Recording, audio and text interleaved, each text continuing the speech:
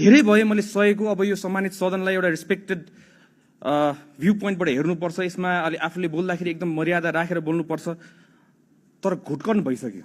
मलाई अचम्म लाग्छ आज आफ्नो यहाँ पीडा यसरी गरेर पोख्नु पर्दाखेरि म यतिकै यो आँसु झरे। किन आफूले अथाक प्रयास गर्दा गर्दा पनि नहुँदाखेरि त्यो चित्तै नबुझ्ने रहेछ। देश राम्रो होला भनेर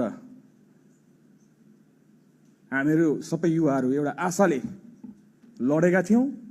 हाम्रो बहुमतको सरकार होला, तर यो देश तपाईको पनि हो। तपाईलाई पनि जनताले जितारै पठाएको।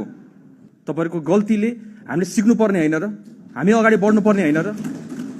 यो देश त तपाईको पनि हो। अब आज म यो सम्मानित सदनलाई सहमुख मार्फत सरकार कसरी सञ्चालन हुन्छ भनेर तपाईलाई म सिकाउन चाहन्छु। हाम्रो 3 तहको सरकार हुन्छ। एउटा संघीय सरकार भयो, एउटा प्रदेश सरकार भयो र एउटा स्थानीय सरकार भयो। जुन ठाउँमा घटना घट्यो त्यो ठाउँमा ट्राफिकले लगाएको होइन,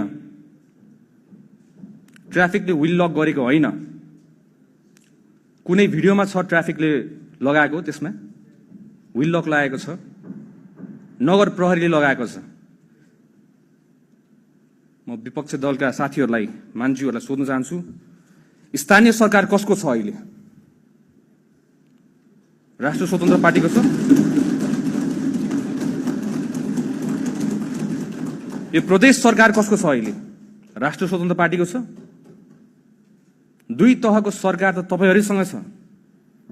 यो नियम कानुन हामीले बनाएको, तपाईहरुले बनाएको, तपाईले कार्यान्वयन गर्न नसकेर हामीले कार्यान्वयन गरेर हामीले देखाएको र त्यही नियम कानुनमा टेकेको हो हामीले।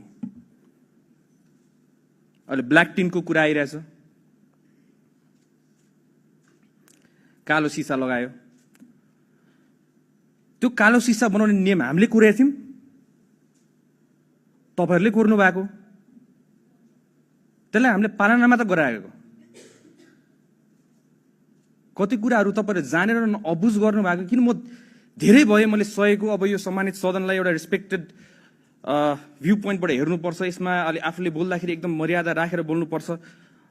तर घुटकन भइसक्यो। गाह्रो हुन्छ कहिले कहिले तपाईको यसरी हेर्दाखेरि के आफ्नो देश राम्रो होला भनेर हामीहरू सबै युवाहरू एउटा आशाले लडेका थियौं।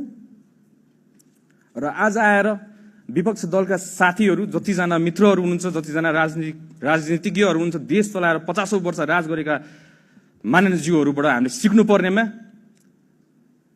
आज हामीले यस्तो कुरा देख्नु पाइरहेछौँ। हामीले तपाईहरुबाट सिक्नु पर्ने हैन र? तपाईहरुको गल्तीले हामीले सिक्नु पर्ने हैन र? हामी अगाडि बढ्नु पर्ने हैन र? यो देश त तपाईको पनि हो। हाम्रो बहुमतको सरकार होला, तर यो देश तपाईको पनि हो। तपाईलाई पनि जनताले जितारै पठाएको।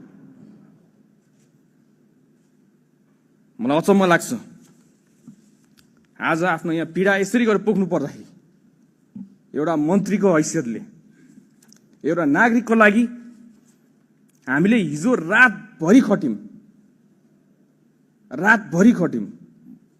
म यतिकै यो आँसु झरे। किन आफूले अथाक प्रयास गर्दा गर्दा पनि नहुँदाखेरि त्यो चित्तै नबुझ्ने रहेछ। देशको कुन चाहिँ संयन्त्र चलायो?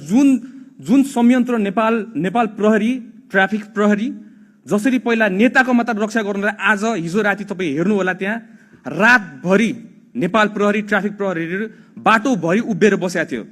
उहाँहरू VVIP सेक्युरिटी दिएर कसको लागि? गणेश नेपालीको सेफ ट्रान्सफर एयरपोर्टको लागि।